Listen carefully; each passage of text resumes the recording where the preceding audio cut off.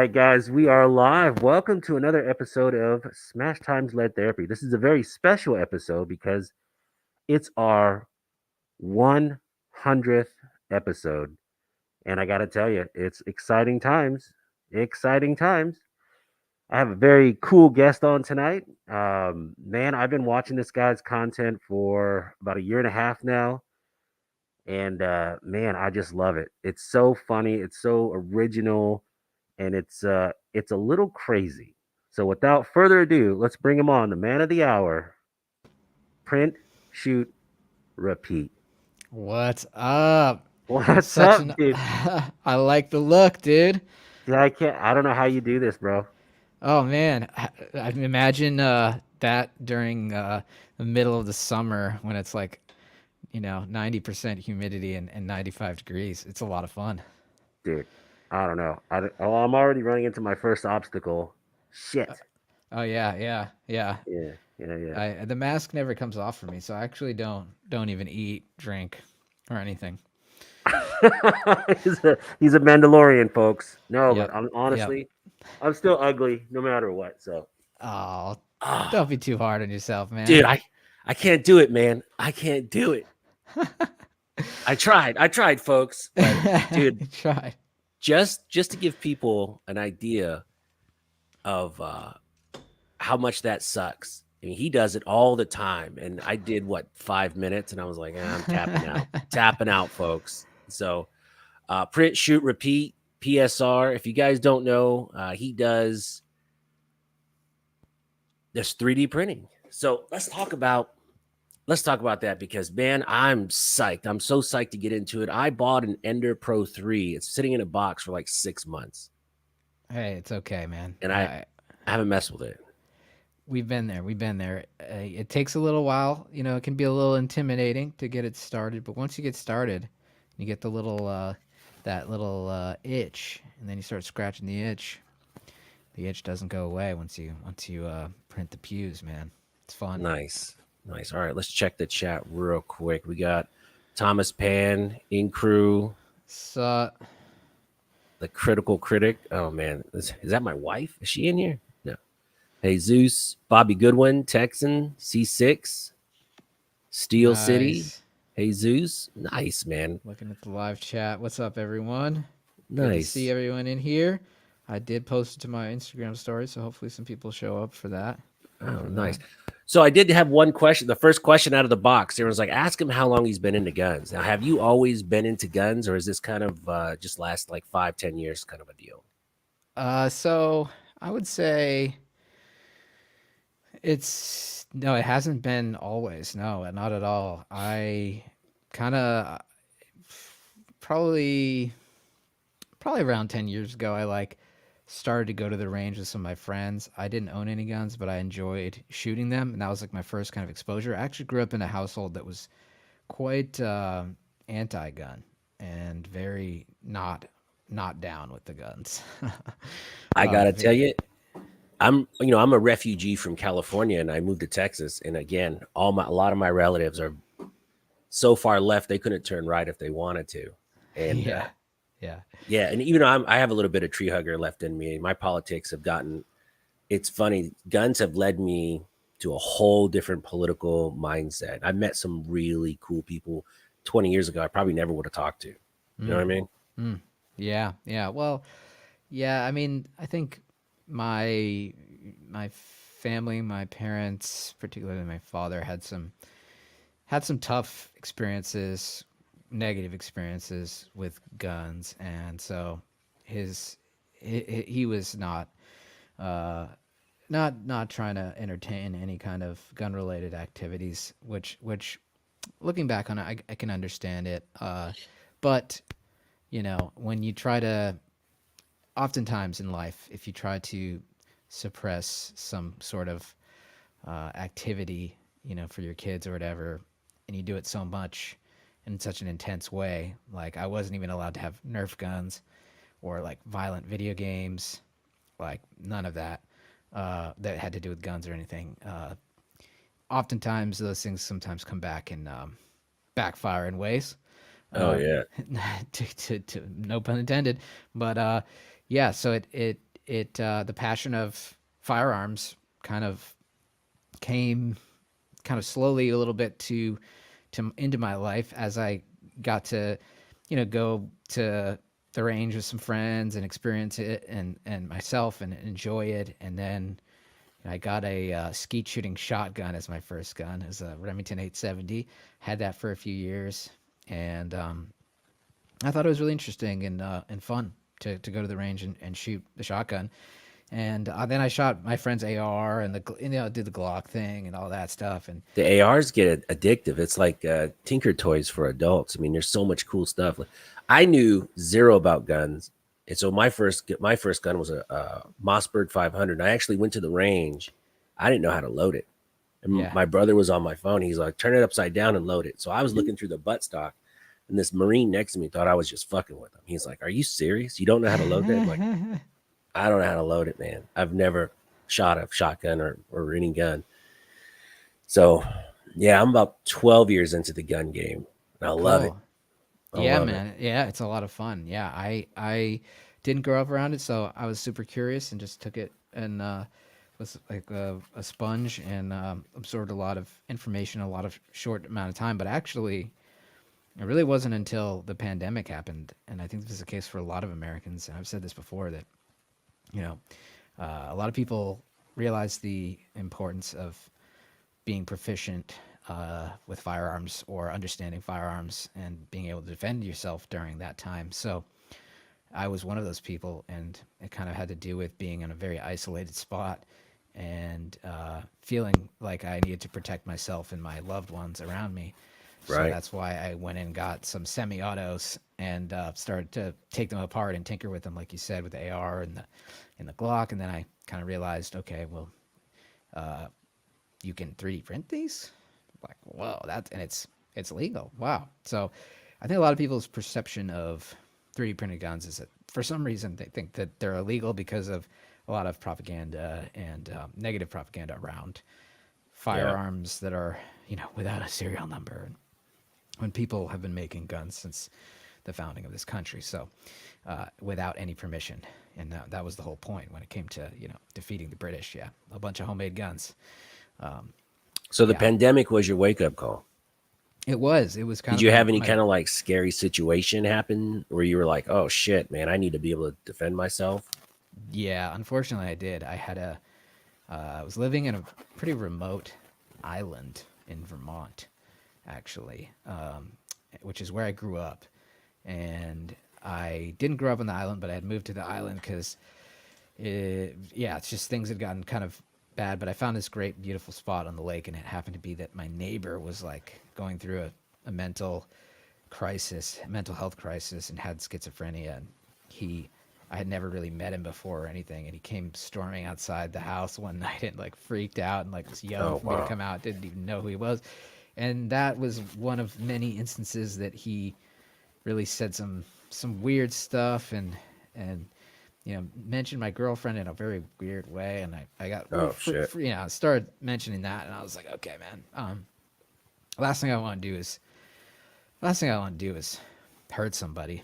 But if you're trying to hurt me or my loved ones, my girlfriend, I want to be able to defend myself if that ever came to the if that ever was a situation. So that's what that made me do it. And luckily, my neighbor, never became violent, and I never was put into that position, thankfully. Nice. Hope you got But help, man, because a yeah, lot of yeah, people, you don't during know the what they're going pandemic through. too.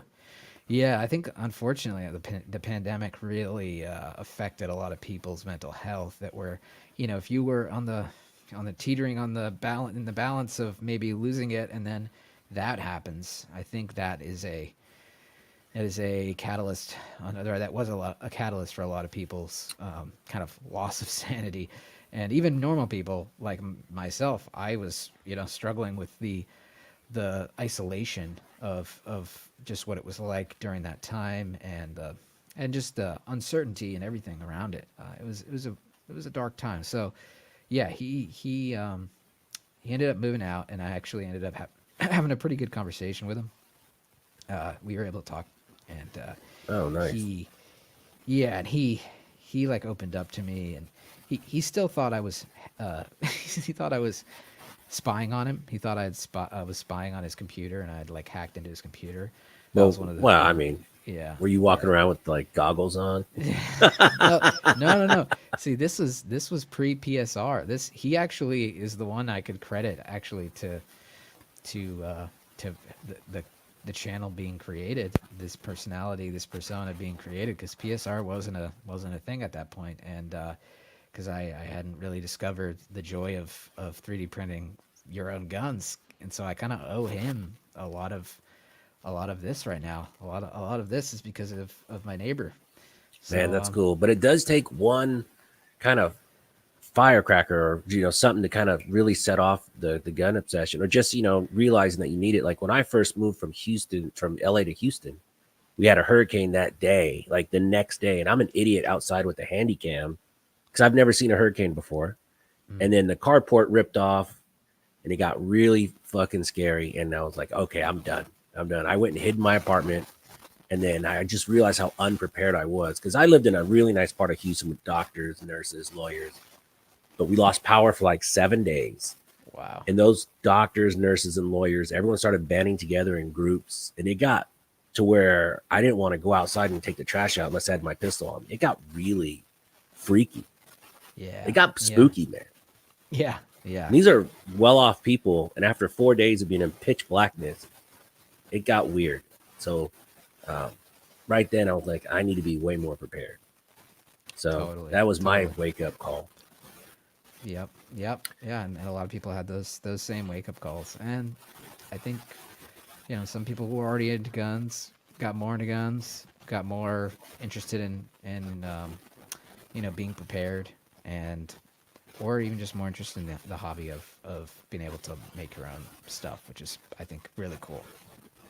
Yeah. Do you get a lot of reaction from people when they meet you and are like, oh man? So, for instance, short story, my wife is like, who's on your live tonight? I go, oh, PSR. She goes, cool. She goes on Instagram or YouTube. And the first two things she sees is your holiday shorts, the Santa shorts. And she goes, Oh, this guy? And she skips over. And the next video is the drum mag chest mag. And I'm like, oh, oh, the chest Jesus. ray. The chest rig. I was like, that's not the greatest example. He makes regular stuff too. She goes, this guy? Really? Yes, Like, those are two of yes. my favorite. Oh yeah, yeah. Don't tell her that though. No, no, no, no, no. So Yeah. that's when you got into 3D printing, is during the pandemic. Yeah, yeah. So after I got my Glock to defend myself from my really mentally unstable neighbor who was kind of low key threatening me, I got that and started to take it apart and thought it was really neat just how it worked. And I got into the engineering behind it. Started to watch Forgotten Weapons and like learn more about Yeah, it's a good how channel. guns work. Yeah, Ian's awesome, and just started watching gun tubers, started watching Grantham, Brandon, and seeing all these people. And then I got to watching Control Pew, who's just like, YouTube has removed his channel, RIP. Control Pew's the GOAT, by the way. Yeah. Great, great person that really influenced me in the beginning is Control Pew. And he focuses all on, how to get started in 3D printing. And he's a great resource. Did he move his stuff over to Rumble? I'm sure he's still got content on Odyssey and Rumble. I know. Man, I'm sure. Yeah, it's still. I'm sure he's still got that stuff. But he's doing his thing. He really was really inspiring. And you getting that feedback? I'm getting some feedback. I wonder if no, it's I'm from me. not. Is it my echo or your echo? Uh, oh, that's crazy. I don't know. That's odd. Anyway, I'll try to. Oh, now it's chilling out. Sorry. Sounds like someone's ripping ass. It sounded like a massive fart in my. Hey, Yeah. man, I thought I pushed mute. No, I'm kidding. I'm kidding. I don't know. Maybe I need to check my undies here. But no. So so I got into that, and then I watched a documentary that was done by this guy, Jake Hanrahan, about Jay Stark, who's a influencer. Well, not influencer. Sorry, he was an influence for me for sure. But he was a gun designer, essentially testing the FGC9, developing the FGC9 in Europe, where it's super illegal. And it was a documentary about him, and I got really inspired by that documentary. And I just was like, man, this is super cool. I'd love to try this out, and downloaded a couple of the files. And I already had a Glock, like I already had my Glock parts, so I just took apart my factory Glock and printed the lower for a Glock, the frame. And I know that sounds absurd because obviously the Glock frame is going to be the more durable of the two, the factory Right. Glock frame. But I was like, well, I would love to just see this, proof of concept in action of like, oh, I'm gonna take this. I could turn off my mic and then we'll see if it's my mic here. Let me switch the mic settings here. Oh, now it's fine. Bro is testing it. I can't hear it on my side. Okay, so it But probably I could has open to do. up here. I could open up YouTube and see if I can still hear it. All right. Well, someone said in the chat. Someone said, "Bro is testing a Tesla coil." Too many beans at dinner. Yeah, bro. It's a taser. Oh, that's funny, man. That's funny. Oh, I don't see it. I don't see Yeah, it. it says everyone's good now. Huh? That's weird. It's the feds, dude. The feds are trying to drop It's our probably stream. someone said that they had an ad, and when they tried to come in the chat, I'm like, well, that's gonna go away soon. Yeah, yeah. Anything with me on it, man. Kiss your monetization goodbye, dude. Yeah. All right. Okay. Thanks, Well, Obama. thanks. Oh yeah. We'll keep it. We'll keep our eye on it. We'll keep our ear on it because I can definitely hear that over here. Can you still hear it? No. No. It's good now. It's good now. Oh So man. All we right. were. First So yeah. question So from the crowd. What is your current printer setup? What do you have currently? I currently am rocking the Bamboo Lab X1 Carbon. I know That it's sounds sexy. somewhat yeah, it's somewhat controversial for the people that are in gun CAD, but I think it's because it's connected. All of the updates that you can get on it and stuff are connected to Wi-Fi. So it's essentially a smart printer that a lot of people don't trust or whatever because it's connected to the internet. You can use just an SD card and transfer, but the cool thing is, I mean, if you kind of don't care about that, which I get that some people do, or it's a very very good and easy printer to print with. It's super, for me at least. I've probably put 25 spools of filament through it so far over 2 months ish, maybe a little bit more. And I haven't even had to adjust the belts. Like I've put some lube on the little guide rod things, but it's a killer printer. And Now, is that a good beginner printer? I mean, I would argue yes, but it is kind of out of the price range for some people who are getting into the hobby. I would assume it's about $1,200.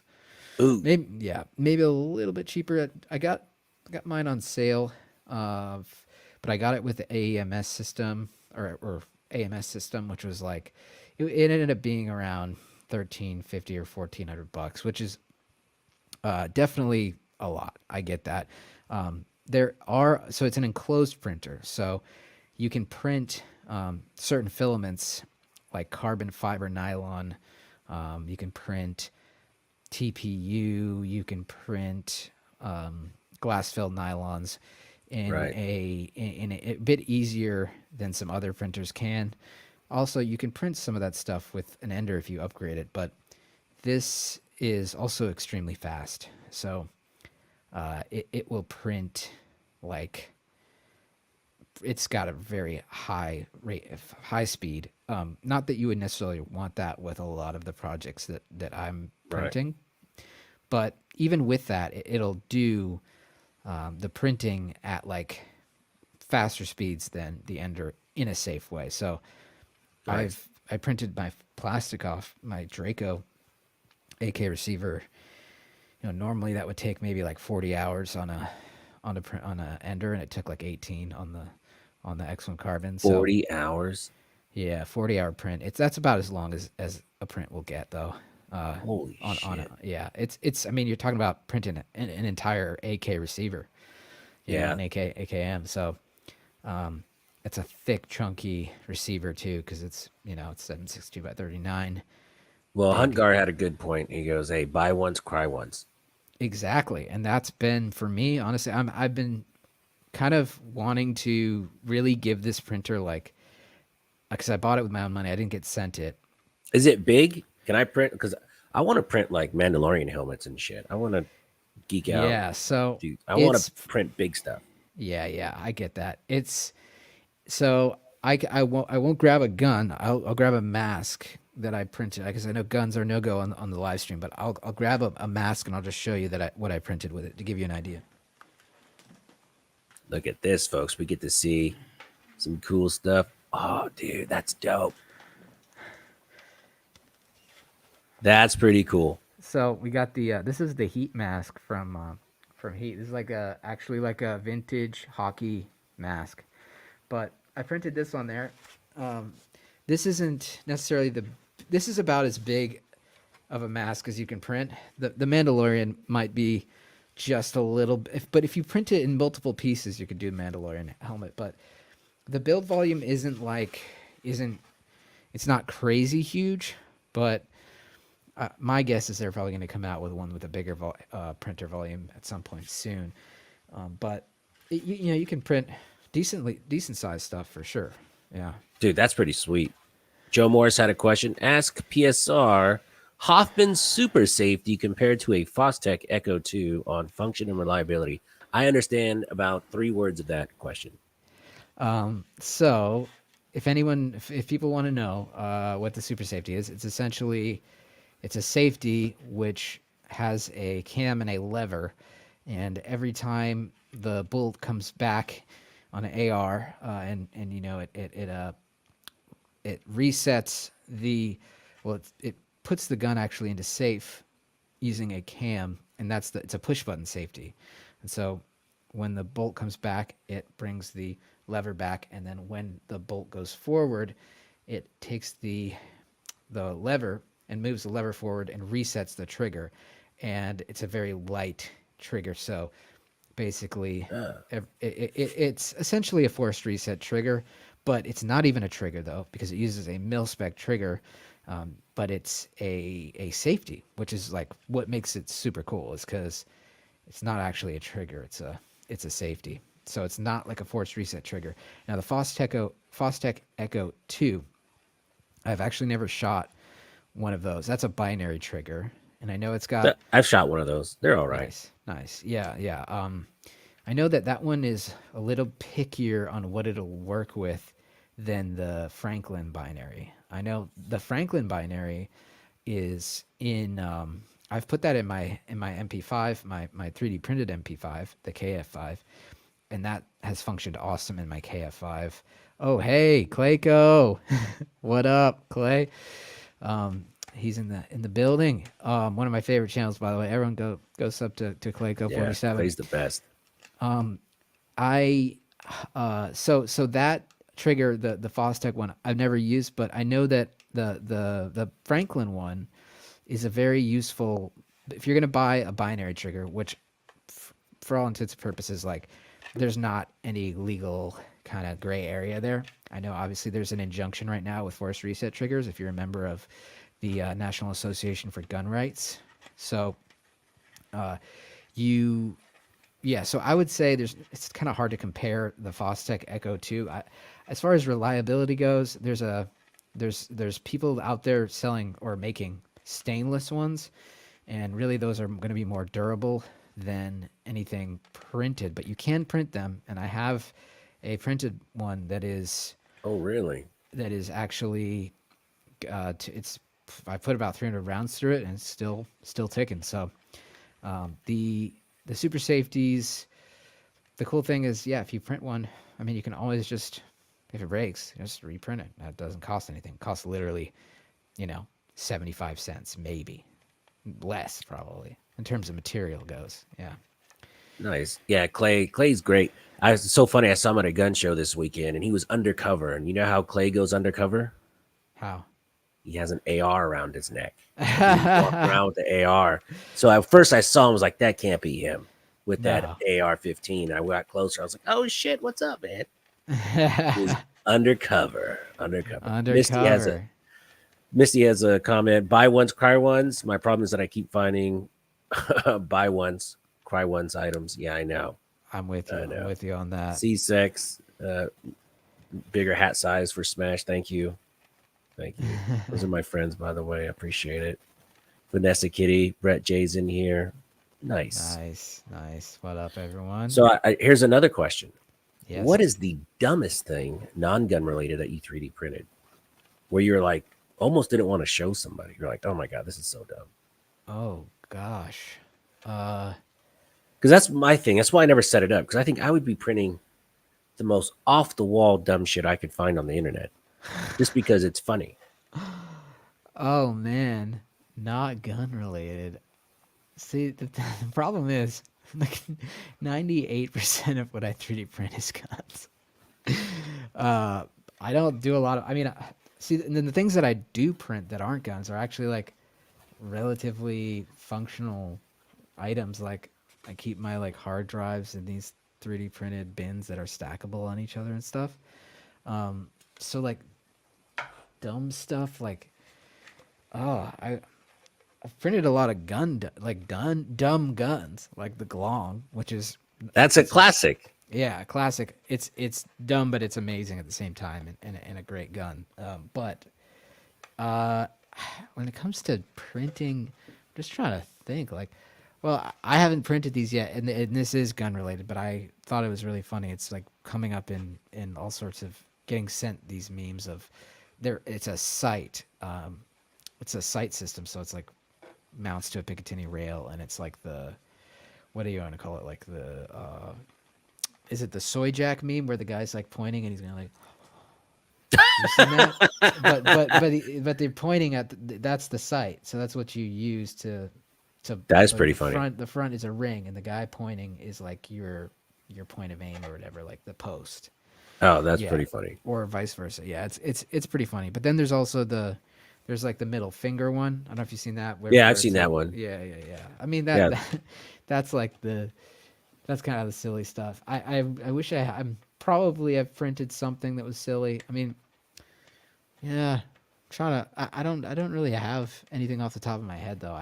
I'm sorry. That's kind of a little disappointing, but Well, hey, that was a question that was sent to me to ask.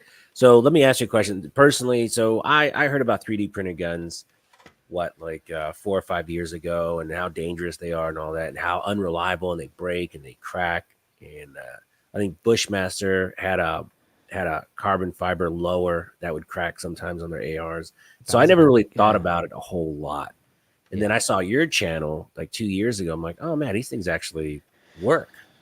yeah. Well, I got into it right around the time when things started to really be heating up when it came to well yeah pun intended heating up with the squirting movement with the 3D printing movement. A lot of people getting into it. I think when I first got into it, like the Glocks still had the rail system where you needed to like screw the rear rails on the Glock, you know, that the slide rides on, like Right. with like I had like a screw piece, and that's what set the rails in, and like the amount of engineering and creativity that's happened since I got into it, and the advancement of the whole hobby slash movement, whatever you want to call it, has been unreal. Like obviously the Liberator happened in like 2013. That was when the real propaganda, like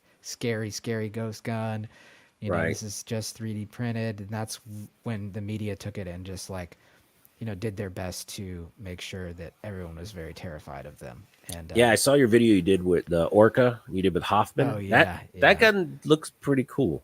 Oh yeah, that And gun that is thing's dead super reliable, cool. huh? Yeah. We didn't have any malfunctions during How that. long does it take to print something like that? Well, it's a few different parts. So like you're printing the handguard, you're printing the upper receiver, you're printing the lower receiver, and then you're printing the stock. So I mean, a total if you're just running one printer that's like a basic Ender 3, it's probably going to take you 4 or 5 days of nonstop printing. You know. Oh, shucks. Yep, yep. It takes a little while. With the printer I have with the X1 Carbon, probably more like 2.5 days. You know, cuts about cuts it in half. Yeah, I'm thinking about selling this one. I've never taken it out of the box. Selling this one and then just getting something. I don't want to, like my buddy Flying Rich, shout out to Flying Rich. He was Oh like, yeah, "Oh man, you just got to change this and change that and add this." I'm like, "I don't want to do all that. I want to take yeah, it out of the box, set it up, bolt a couple deals, and then just be done. I don't want to change anything on it. I want to like you said, buy once, cry once." yeah. Totally, totally. Yeah. I get that. Yeah, I mean, I would say if you want to buy once, cry once.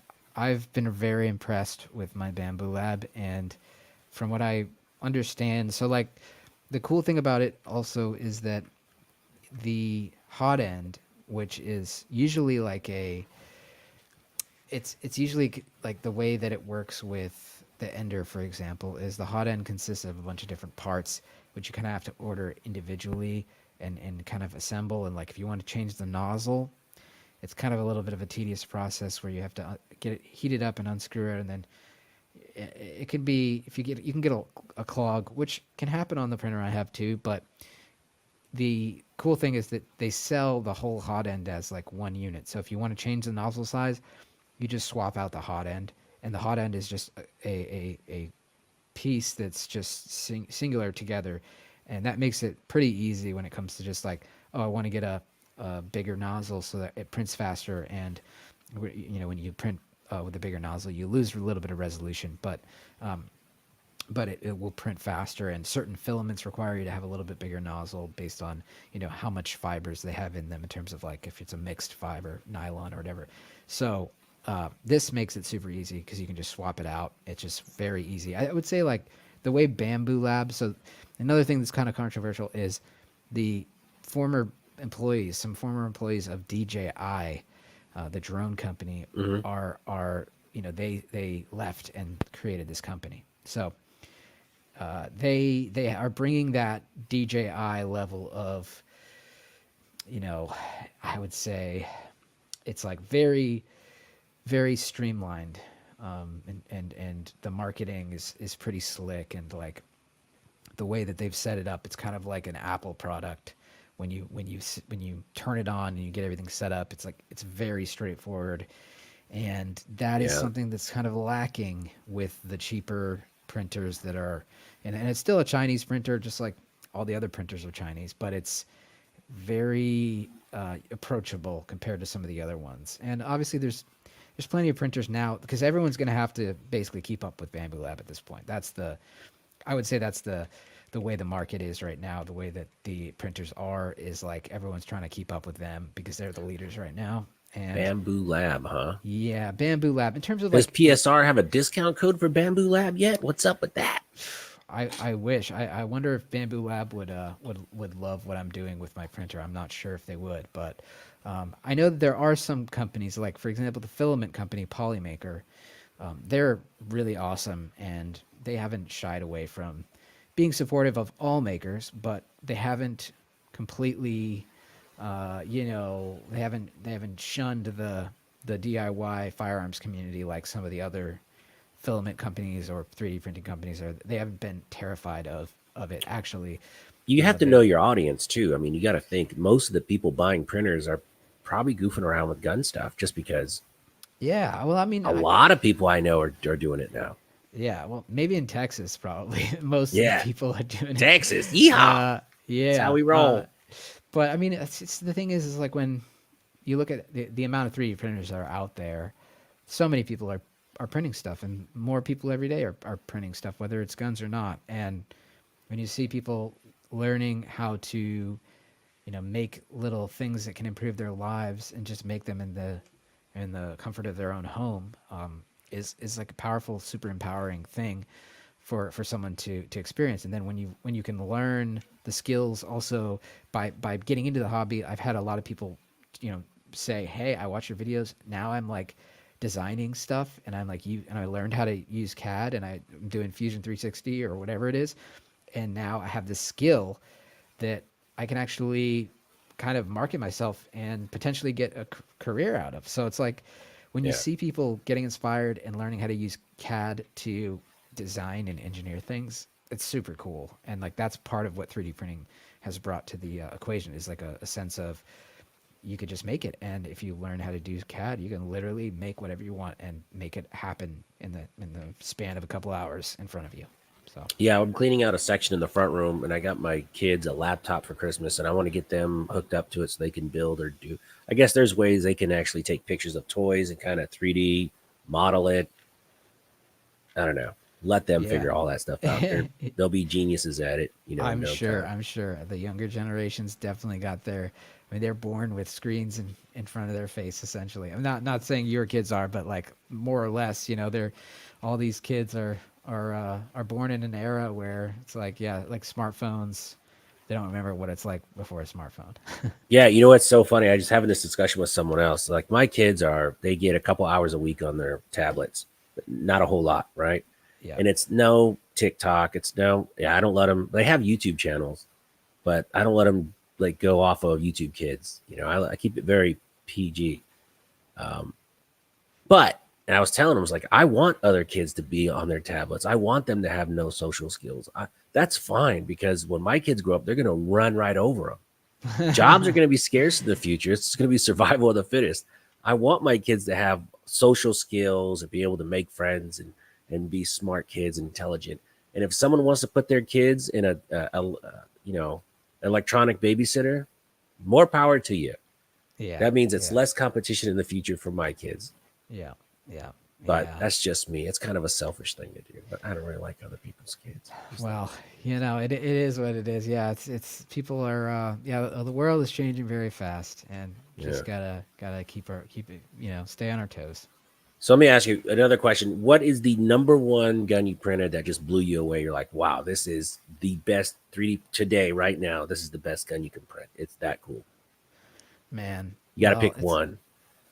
oh man. Well, I think it's got to be. I think it's probably got to be the Plastikov. Honestly, I know 7.62 by 39 is has gotten pretty out of hand in terms of how expensive it is Yes. in the past past year or so, and that's unfortunate. However, the Plastikov, you can print, you know, a 5.56 Plastikov, 5.45 one, even worse though, arguably. I mean, actually, not arguably, factually insane prices on 5.45 right now. But like a Yeah. 5.56 AK, but That's. I think that's the wave of the future is 5.56 AKs.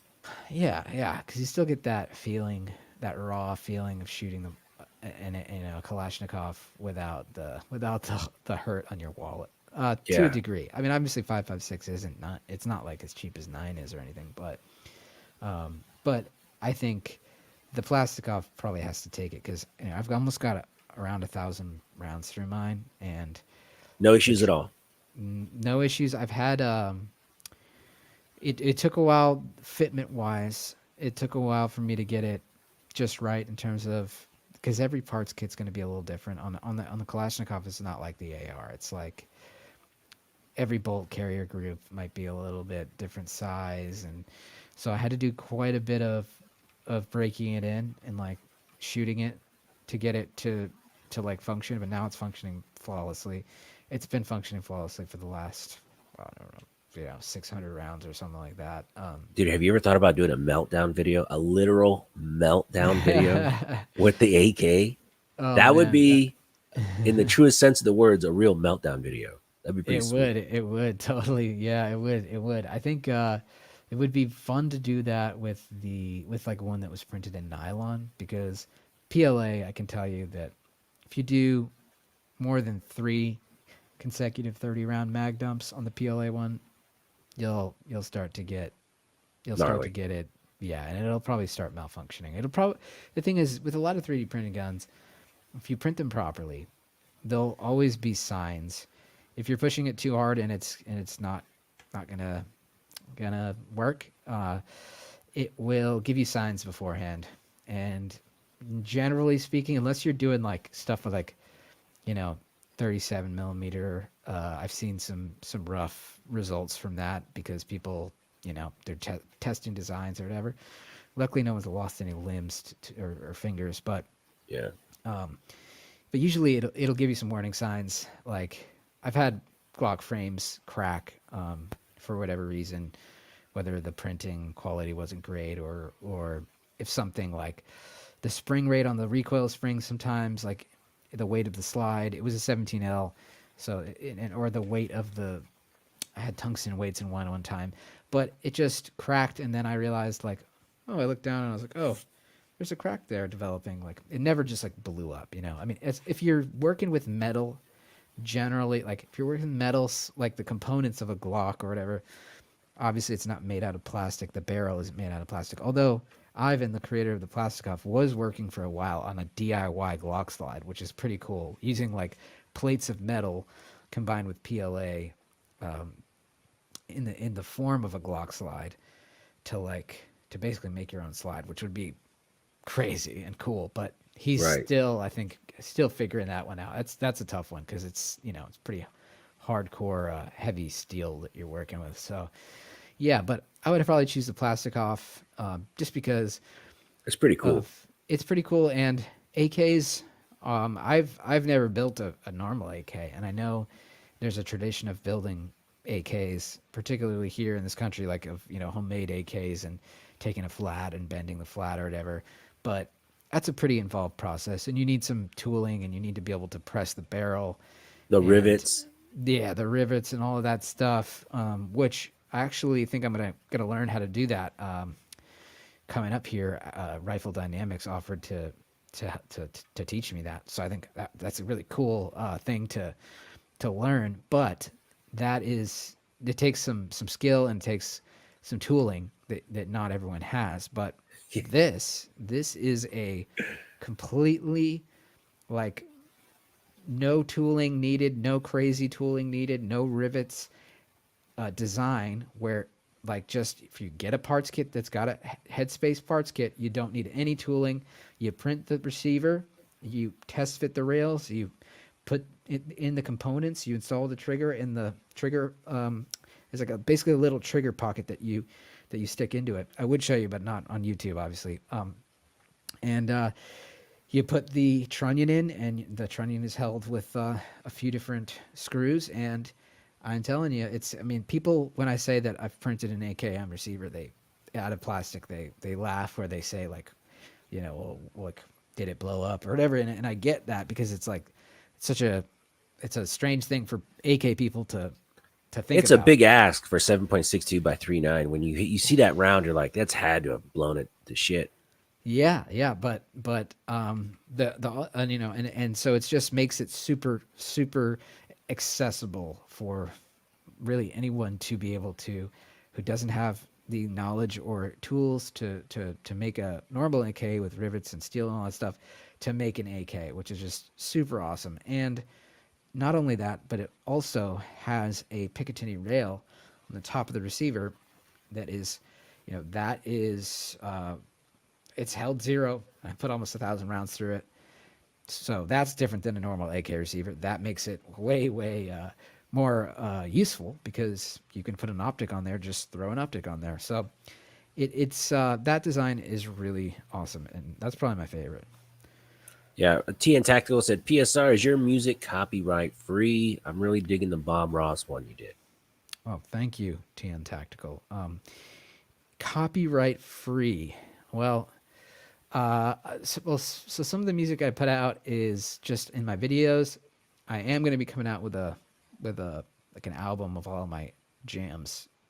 Hopefully by the end of the first quarter of this year. Hopefully, maybe beginning mid second quarter. But the songs that I put out that are on Spotify, like the HK Slap and Nods and the Glong, those are essentially put out by my own little independent record label. And so those aren't copyright free, but people can feel free to use them, but it's what's going to happen is you're probably going to get a notice if you use it on YouTube, like any other song, that's Right. part of like that's been released. You're going to get a notice saying that like, we found copyrighted material, therefore, you know, You got to it, split your profits now with yes, with me. PSR. So hey, it'll be like supporting me. So yes, please use all of his music. Yeah, use the music, spread the music. I So always love that.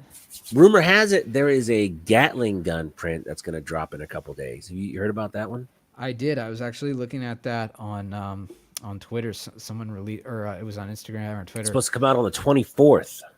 Yeah, that looked crazy. Let me see. The account that it was on was Someone had sent that to me too. Flying Rich sent that to me. yeah. Takes Let me 6 see. AR barrels and some finagling, but man, Yeah, so it's called it's the account is called Nopel, Nopel, and yeah, it's M1337 open test / beta release trailer, and that it looks insane. And I was talking with a buddy of mine who has an SOT, and he wants to try to figure out a way to motorize it, which would be basically minigun, printed minigun, reality. that's Maybe wild. happening. Who knows? So Well, I was down that'd at be Radical cool. Firearms, and I was in their room, and they have a 3D printed minigun, electric. That's insane, dude. The RD guys I'll are. take a picture and send it to you, but I go, Is is that that real? Radical Design? Because they have their There's a lot of metal to sister. it, but they Yeah, printed a lot of that stuff. yeah. The Radical Design guys. So RD USA is like the sister company to Radical Firearms, and they engineer belt fed suppressors, and I'm Yeah, sure they have that. I'm sure that's them. So shouts out to those dudes. They're making some really cool shit, and I think they actually may send me one of their cans to test and do a review on. So shouts out to them. They're doing cool shit. yeah. I walked over there and I go, what is this? And their printers are like $1 million, right? I Yeah, go, yeah, what is this big thing? What's it doing? It's printing a suppressor. yeah, Like, no yeah, shit. yeah, And yeah, I think they have 3 of them now. It's yeah, pretty cool. yeah. That shit is unreal. It's yeah, one of the ones that they're gonna send me is a printed can, and it's got like flow through technology, so you don't get as gassed up when you're shooting Oh, it, that's which cool. is super cool. Yeah, it's awesome, man. I love where the technology's going. I would love to see the ability to make metal prints in your home, but that's probably going to be a while before that becomes Well, I mean, affordable you got or $1 million possible. for one of those monster machines. Sure. Yeah, there you go. Yeah, quick. Yeah. Yeah, my father gave me a small amount of money for an investment of $1 million to get started. Uh, as someone once Hey, man. said. Honestly, we all went through me on a much smaller scale. I got one strike, and we all went through the gun tuber apocalypse like last year, and it was really scary because I was just starting out. I don't have anybody at YouTube that can fight for me. I don't Yeah, have 500,000 subs, so I don't have like a rep or anything like that. And yeah. I still don't everyone, either. I don't have a everyone was YouTube shitting rep either. bricks. Everyone Yeah, was dude. scared. That's why I've had to delete all my content. Basically deleted 95% of my content. Everyone, yeah. Kit Badger got removed. Thank God he got his channel back. It But was yeah, dude. scary. Yeah, those are dark times, man. I'm hoping that never happens again. But if I had to bet on it, I'd probably say it will. Unfortunately. It was wild, man, because I'm just sitting back going, "Damn, did I have anything?"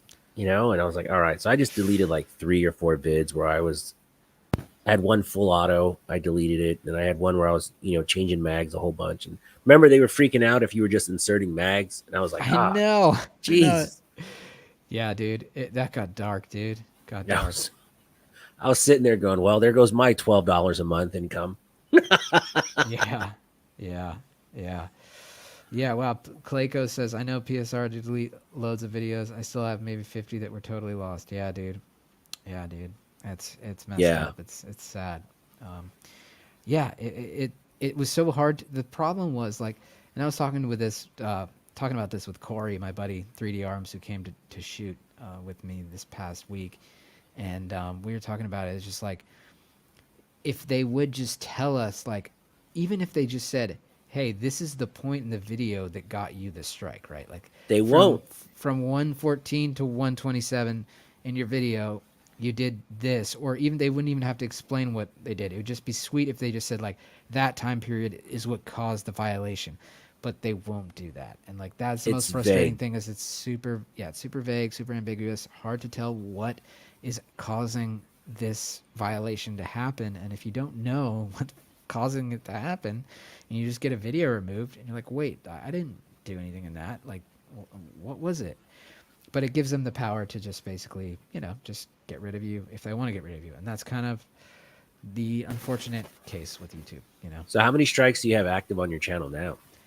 Believe it or not, drop it like it's Scott, dude. Oh wow, I saw one video of his a while ago. Sorry, my ADHD brain is like I looked at the chat. I watched Drop It Like It's Scott. What up, dude? I have 0 strikes right now. Actually, believe it or not, they all expired. Inshallah, I don't get any more. And I also got Knock on wood. no warnings anymore. I went and took the re-education program.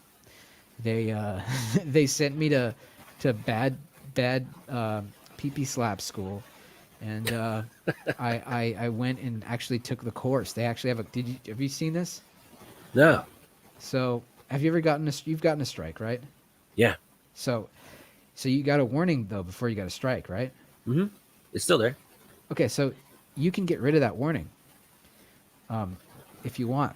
The YouTube, at least they provided me, if you go into like the creator homepage, you go to your warning, you can actually take a basically like a small, like it's like a, I don't know, 10 question thing, and they basically, you take this test, and if you get the test right, which is if you get one wrong, which I actually got one wrong because like it was about 3D printed guns, believe it or not, like the question, and I was like, oh, that's got to be banned. And then they're like, no, it's actually not banned. And I was like, fuck you. You totally got rid of my fucking videos for doing it. So what the fuck? So it That's was funny. yeah. So they've You're like, I got basically- this one easy. Yeah, yeah. So I've taken the re-education YouTube re-education program, and I've been cleansed, and now I don't have any more warnings or strikes. So effectively, the reason why I did that was I wanted to give myself as many chances as possible to fuck up, even though I've been thankfully like somehow not tripping the strike algorithm as of late. But they give you a warning, right? And then they give you 2 strikes before you get a 3rd strike, and that's when they remove your channel eternally from YouTube, and then that's when they remove you. A lot of people don't understand that.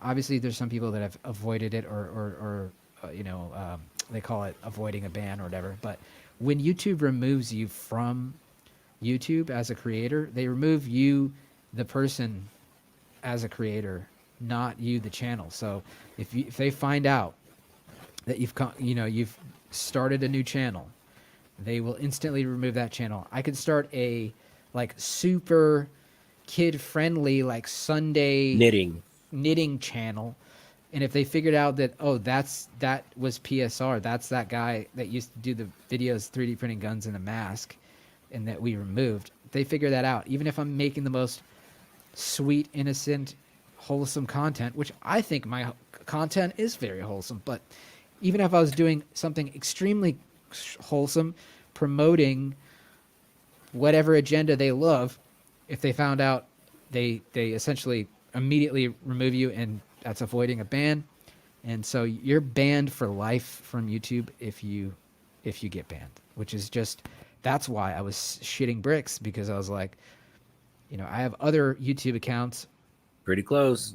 And yeah, it's pretty close there for a sec. So I just wanted to show them, guys, please don't step on me and squash me and ruin me. I want to have my channel, so I'll just remove all of the videos and start over. Drop It Like It Scott says, if you're ever in Orlando, please drop it in. He has a range now in his backyard.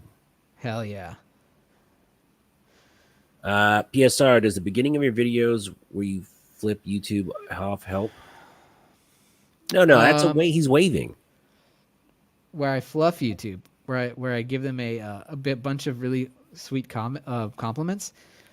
I mean, I Maybe. guess I maybe because I started doing it, and I not don't have any. Okay, knock on wood, have not gotten any strikes or warnings since then. So, but I have plenty of videos that don't get monetized, no matter how many times I upload them. But yeah, butt naked yoga is perfectly accepted on YouTube. Oh A, lo- no, a lot no, of no. Have things. you seen the videos where it's you have to guess D or D? Oh, I don't even want to know what that is. And well, it's two gentlemen, and you have to guess what is going in the rear. Is it a D or the real D? It's on YouTube, bro. Super family fun stuff. But It's to be fair, okay, the thing is, to be fair, I believe none of that shit should get censored, and it should just be. I think people should just be allowed to fucking post shit on YouTube, and if it's like adult content that has to do with sex, like we put the age restriction on it or whatever, you know? yeah, exactly. I don't believe in censorship like that, but Yeah, don't but mess with guns. yeah, I know, but it's like, yeah. So if I had to choose, I would just be like, don't censor any of it. Fucking let people post what they want. It's the fucking internet. But yeah, but then when they do censor certain things and then don't censor other things or allow certain Yeah. things to be on the platform and don't allow other things that arguably could be more harmful than other things. A- It And like just you gets said really hard. before, they're so fucking vague because they'll tell you, "Oh, well, you have yell it out." Why? Oh, it's because you're talking about or you're help advertise a gun company. Yeah, Okay, that's every single channel. If you just mention Ruger, okay, yeah. it's Well, there. It's yeah. ridiculous, man. Well, since I started doing ads for Adam and Eve, they haven't touched me. So maybe we'll just keep doing sex toy ads, and that's how we get monetized on All YouTube. right, so what was the thinking behind the dildo suppressor? That's the Uh, only video I didn't want to. I couldn't show my son. I was like, no, maybe next year. He well, he thinks he thinks you're hilarious, and I'm like, well, yeah, that's funny, but and then he laughs at yeah. stuff he's not supposed to know. I'm like, why are you laughing at that?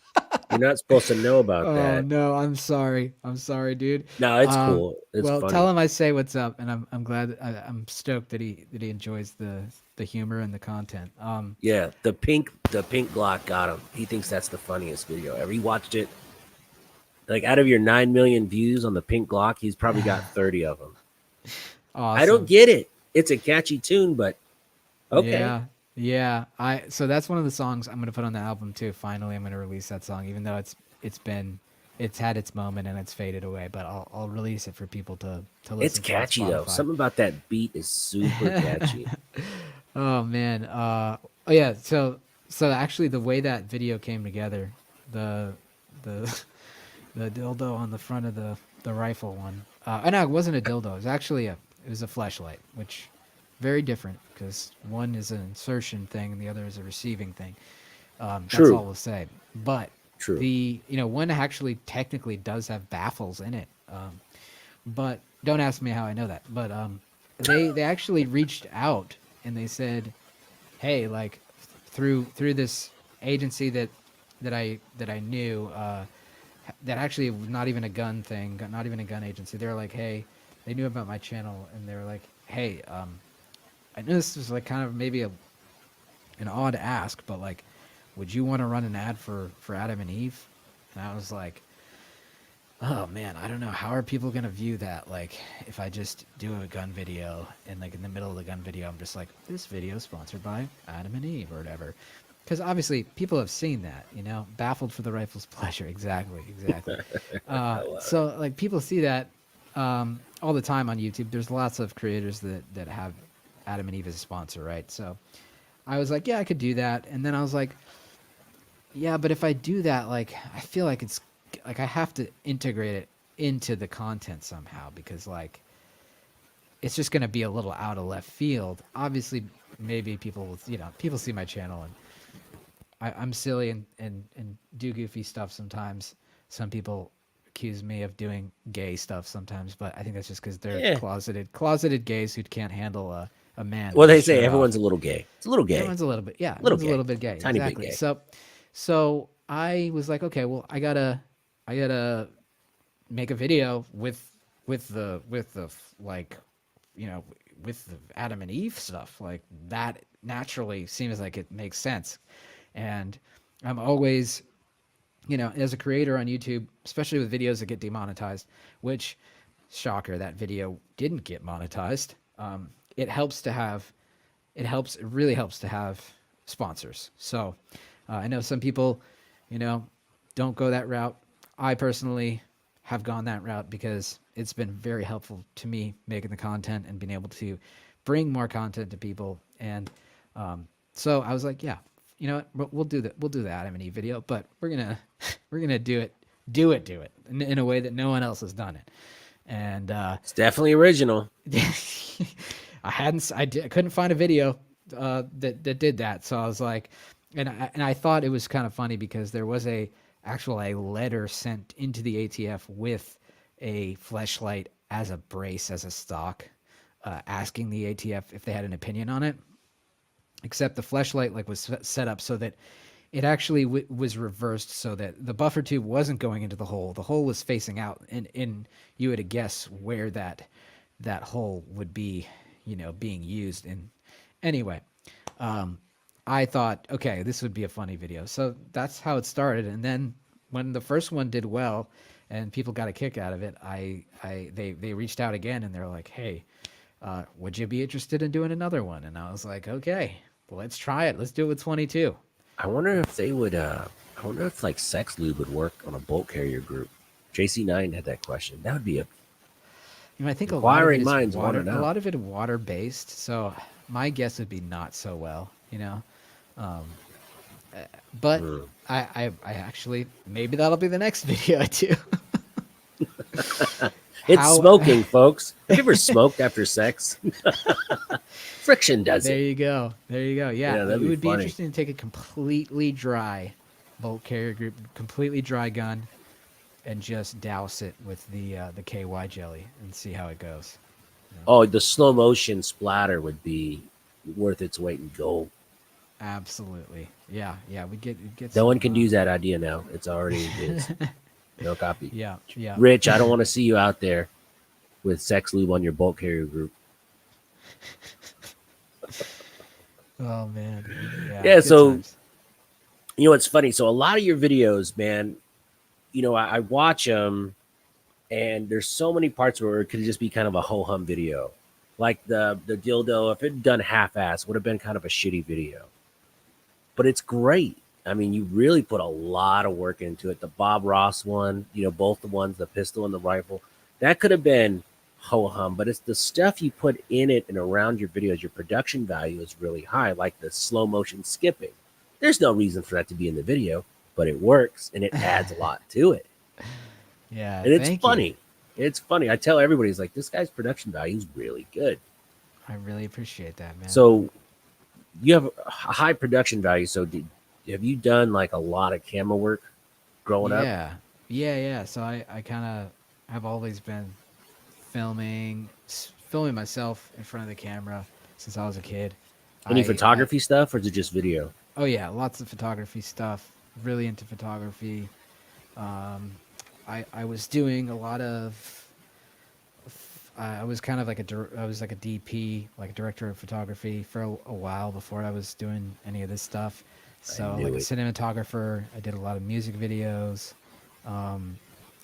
you know, behind the camera, and I also was fairly musical growing up. Played violin, played the drums, and so and then No I got shit. yeah. So I wouldn't grew have up- paid you for a violin. yeah. I started off. That was the first instrument I played. I started when I was 8, I think, and then, you know, I kind of got away from it in high school when I started playing a lot of sports. That kind of became the focus. But I was still playing drums in high school, and I started making music on the computer with Fruity Loops, and got into that. And then that's still the program I use today to make songs and make you know, produce music and stuff. So I was always really into music, really into photography and videography and filming, and I was always like, I was kind of a theater kid, I guess. I did I did like theater camps and shit like that. So I've always been, you know, I've always been comfortable in performing, and so that's kind of all those skills kind of come together into this YouTube channel, which is really honestly just makes me so happy that I've been able to like entertain people and that people enjoy it. Yeah, it's great stuff. But I tell everyone, if you have kids, stage crew, drama, speech class, or drama and speech class especially, that will help build, like, being able to speak in front of a group of people is invaluable. Oh yeah, And it's a skill that it's just a great skill to have. You know, definitely, definitely, yeah. Oh man, oh Clay, yeah, Fruity Loops, dude. You know what's funny? The story of how Fruity Loops started, and to Mm-mm. bring us back into dildos and flashlights. Rumor has it that Fruity Loops was created by a guy who was doing soundtracks for porn in the late 90s, and he like needed a way to sequence the beats because they were all very simple basic beats like like Yeah, it was background music. terrible.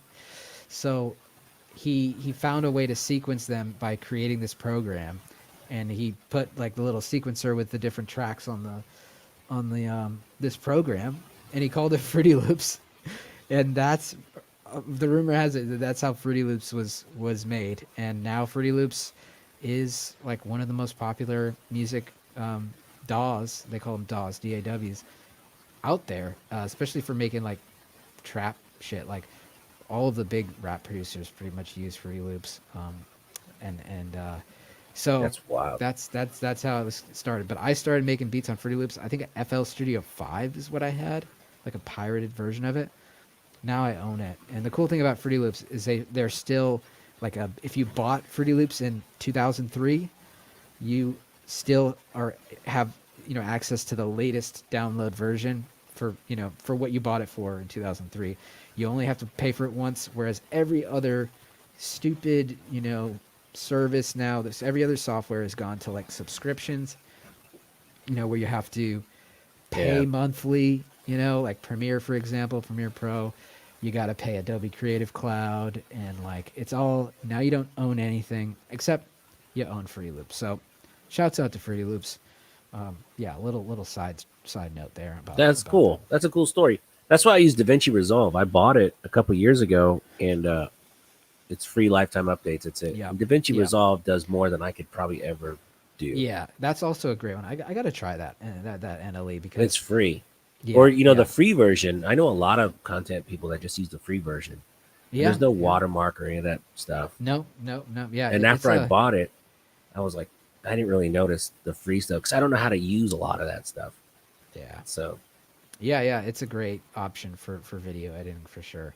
yeah, They offer some things that Premiere Pro doesn't have, like the anamorphic settings on Blackmagic.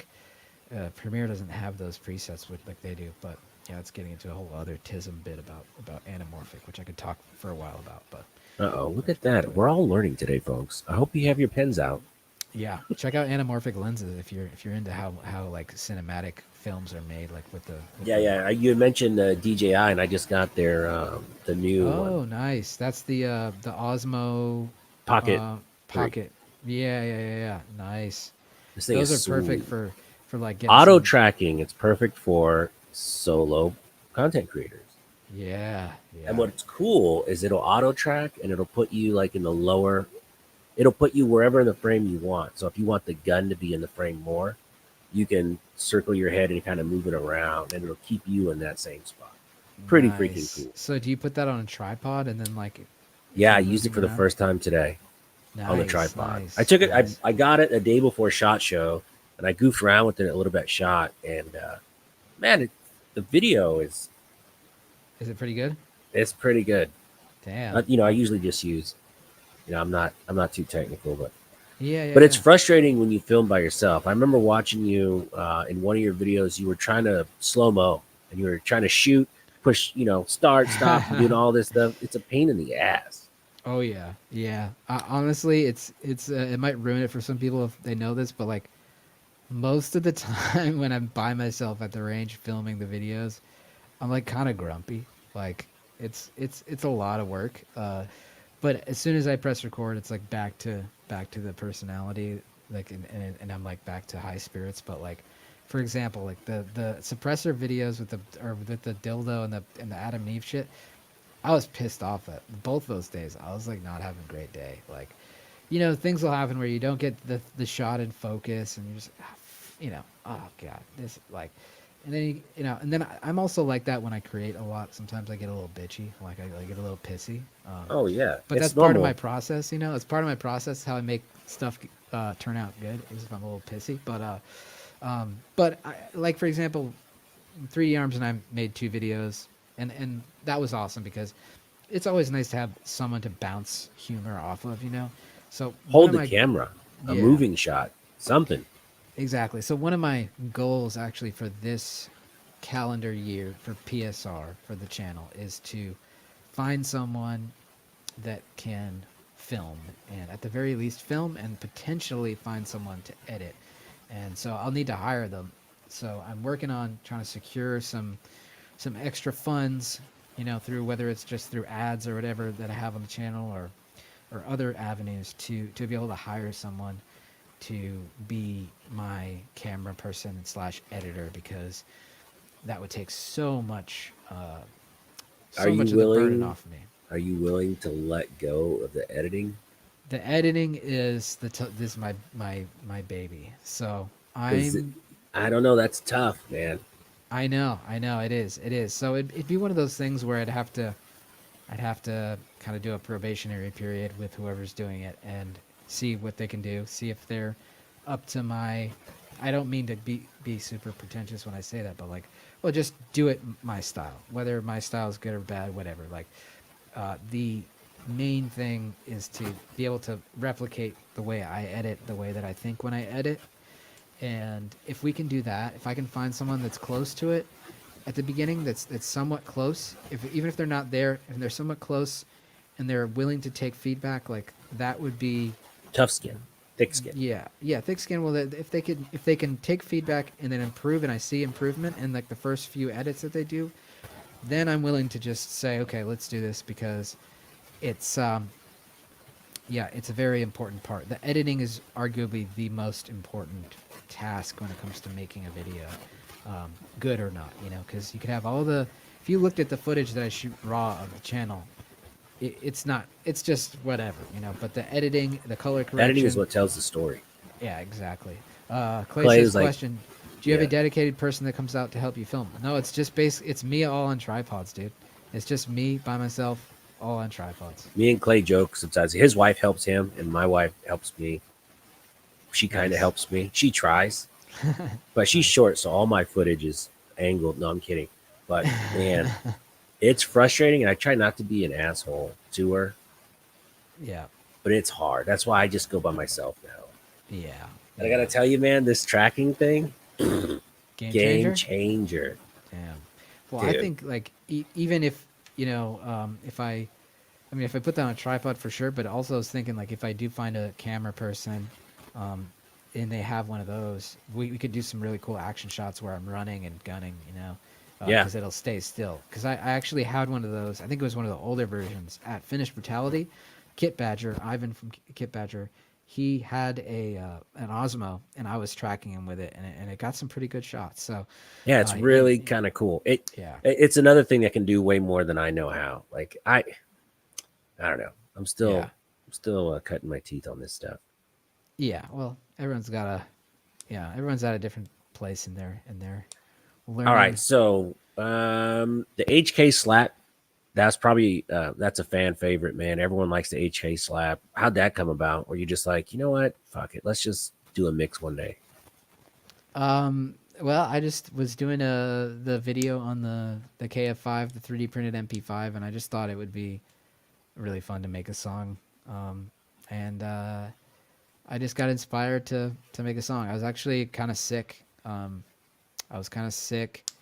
I had a pretty bad like sore throat and like stuffed up, and I don't know. I was just bored, and it's like, yeah, I guess we'll make a song. And yeah, because it's something I've been doing for a while. I've been making music for a while, so I was like, makes sense to make a song about this. And the way I do it is I don't, and this is the same thing with my videos too. I think it's kind of apparent.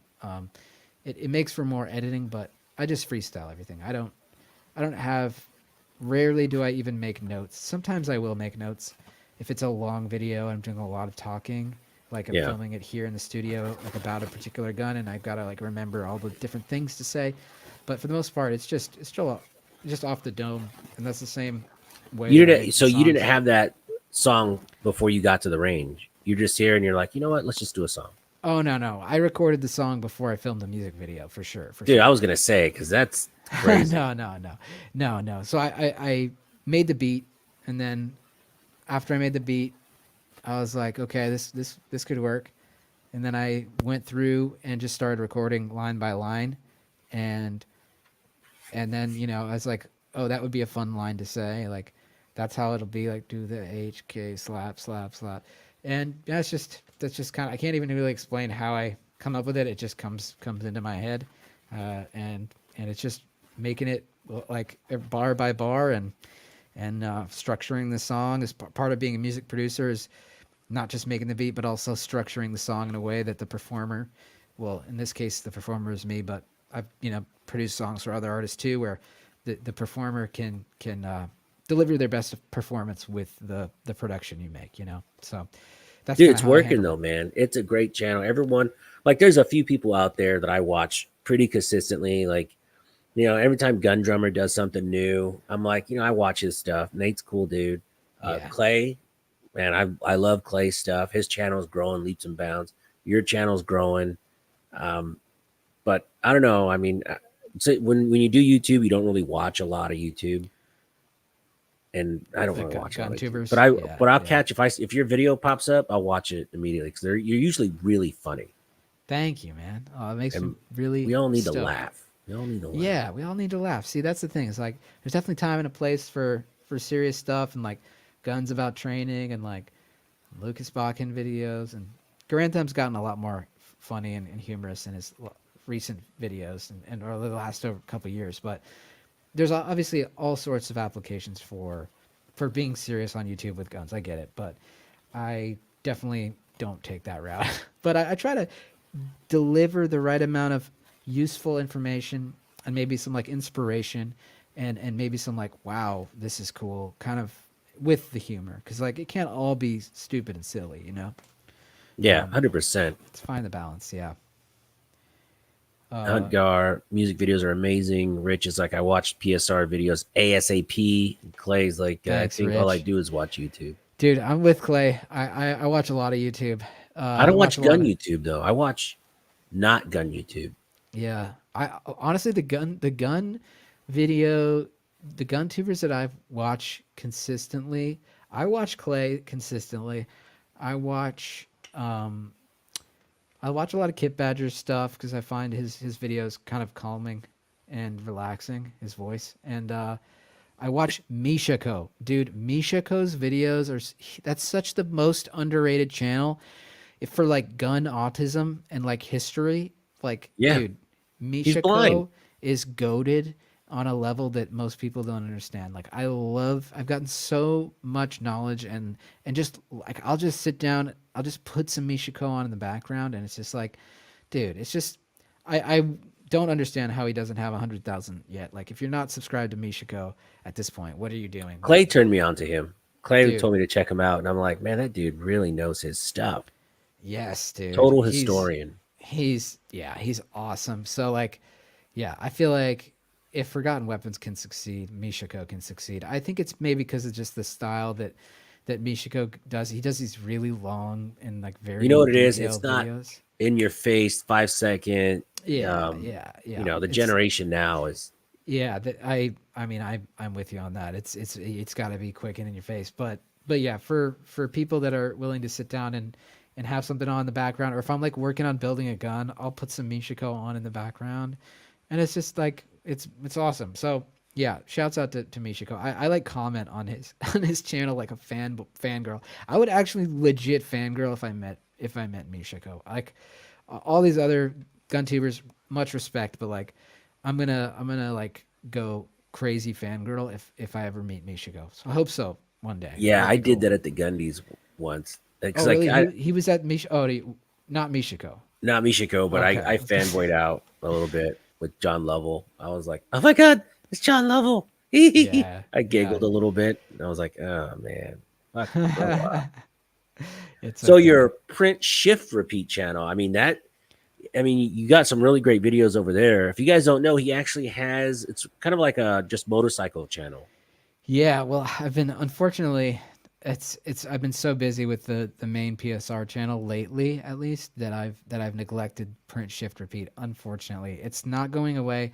I've just been really consumed with this stuff, and with the way it's been, I hope that like I can part of getting this other person involved maybe in the creation of the content with me, with the editing and the filming, is hopefully that'll free up a little bit more time for me to focus on other stuff like the print shift repeat channel, which I want to do motorcycle and stuff on there, but I also want to do car stuff because I love cars. I'm really into cars, and like that would be really great if I could put a little bit more time into that. So that's another goal of mine for this year, is to put more print shift repeat content out there. So I actually have I've gotten I've got quite a few bikes at this point, and I've got some content filmed on them that I haven't edited yet. Like last October I went to the pig roast at New York Safety Track. It's a closed track, like a track day situation, but it was like a weekend, and it was just so much fun.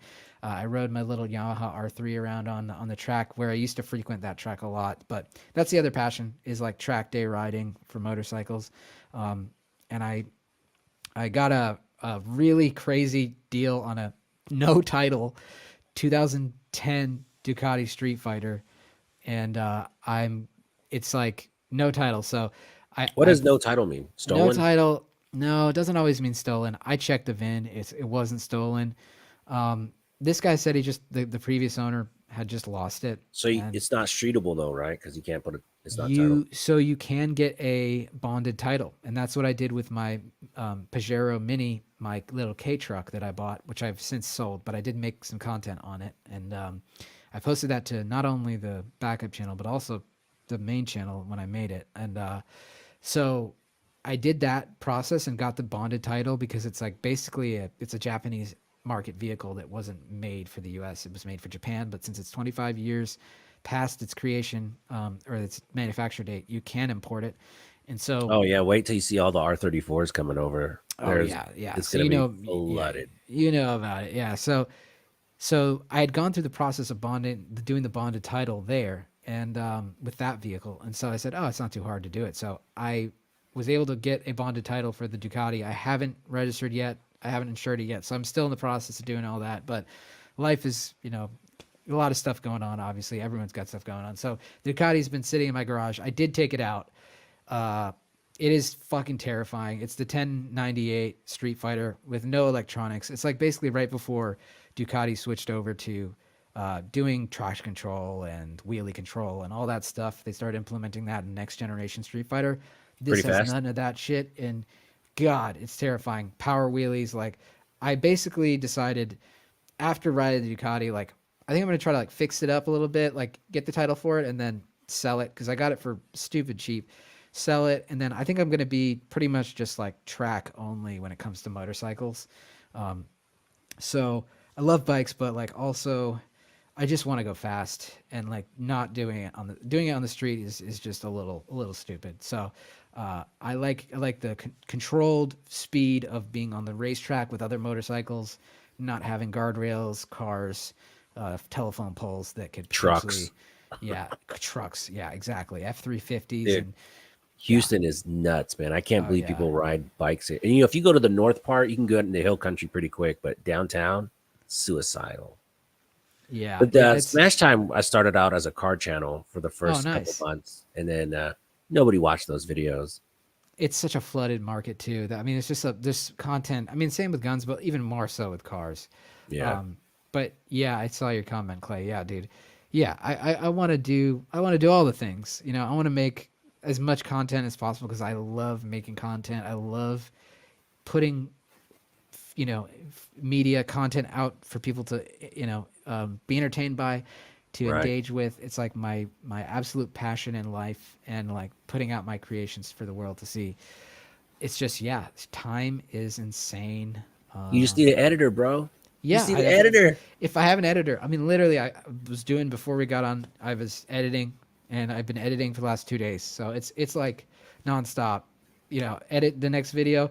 Got to plan it in advance. The next video, the next video. Oh, we got, yeah. So it's just like it's nonstop. So if I can get an editor, man, dude, I think when you take the concept of time is money, I think the price of an editor, whatever that ends up being, like, it will be totally worth it, because I will have so much more time on my hands to focus on other stuff and making other stuff and making more music too. Because like, I have a lot of music and I want to put out more music for everyone to enjoy. So hopefully all that No, stuff it's good. It's will help. catchy, man. The stuff is really catchy. Like some of those beats are pretty great. Like the Pink Glock one, man. I've watched that 10 times. Just think it's funny. Oh It's man, a that makes me good, happy, man. and I've never seen a channel blow up from one video like that. I mean, it's crazy. Yeah, well, How that's many crazy. subscribers did you get from that one video? Well, that's on my backup channel. That's on Print Shift Repeat. I That know how many. video. How many I mean, did you? I have got 120 something thousand now on there, and I don't post on there really at all. And the Print Shift Repeat videos get like 4,000 views because no one's there for the automotive content. They're just there for the Pink Glock, and they're like hoping that they get more Pink Glock content. So like, I kind of feel bad for just taking all those people that subscribed and like and being like psych, like, but they could just follow my main channel. That's the thing. It's like probably most of them follow the Print Yeah. Shoot Repeat. So it's like, it is what it is. Those Here videos I do get a am. lot. Here, hopefully, it's my birthday next week, and I want to get 25,000 subscribers by next week, and I'm like 120 away. Damn. Well, if you're not subscribed and you're watching this, subscribe to Smash Time right now. That's gonna be the intro to my next two videos right there. If you're not subscribed to Smash Time, what are you doing? Jeez. Put it in Oh, there. dude. So what's next? What's on the horizon? What's the next video that's gonna drop? What's the next big project? What's the scoop? So I mean, I've got a lot of stuff in the works. There's a lot of AK content coming this year. I've got a lot of AK content, but the Plastikov's coming, the Draco Plastikov. I'm gonna do the V2 Plastikov, which is actually like the legacy version, or the V3, which is the legacy version of the Plastikov. I want to compare the two and kind of show the differences, so I'm gonna be building one of those as well. I've got a Romanian AKM kit that I'm gonna throw in there. We've got the Super Safe MP5, which I think will be a pretty fun, and I think people are gonna like that video. That's coming, I think, early next month. Hopefully that'll come early next month. My very next video that's dropping this week, though, is a Big Mac video. It's a Mac 10 45 ACP printed receiver, and it's got all these gadgets and doodads on it, and it's just a really fun, crazy, big-ass Mac 10 that just looks super cyberpunk and cool, in my opinion. And yeah, I think you'll enjoy that video. So that's coming. Then we got the Super Safe video. We've got a review of a KP104 from Kalashnikov USA, 762 by 39, normal gun review. So if you're not familiar with my channel, I don't just do 3D printed stuff anymore. It kind of was solely 3D printed to start, but because of the whole YouTube stuff and just to offer more content, I think guns are cool. Right. I started making normal gun content too, but I try to make it fun. And so we are, I'm doing a basically pimp, like a space AK version of the KP104 with a Sure Shot Mark III chassis on there. And then I took it to like the most extreme level of TISM, where I like put the GBRS, a fake GBRS Hydra mount on it with like a, like the crazy optic riser with the Soma gear peck, and just made it look absurd and took it to a crazy place. And so yeah, that video is in the process of being edited. We've got a 3D printed 50 BMG video coming as well. Dude. And I mean, that's the 3D wild. printed receiver, not the upper receiver, because that would end in a bad day. But yeah, a lower receiver that's specifically made for this 50 BMG upper. And that's with 3D arms. That's his design. I've got the SF5 video, which is a 3D printed MP5, but it's the second version of it. It's going to be a K, which is going to be cool. I'm doing a review of the Resilient RS9 suppressor, which I'm going to try on a bunch of different guns, including a bolt action gun that's a 300 blackout, because you can use it with 300 blackout as long as the barrel's over 8 inches. We've got, let's see, well, yeah, the Plastercuff Draco. Looking on the wall. Oh yeah, I'm also doing like a modernized like heat AR build that's going to be possibly Oh, that's gonna be cool. spicy. So that'll be fun. It's like a front sight post, but with like M-lock rail, and yeah, it's yeah, we got that.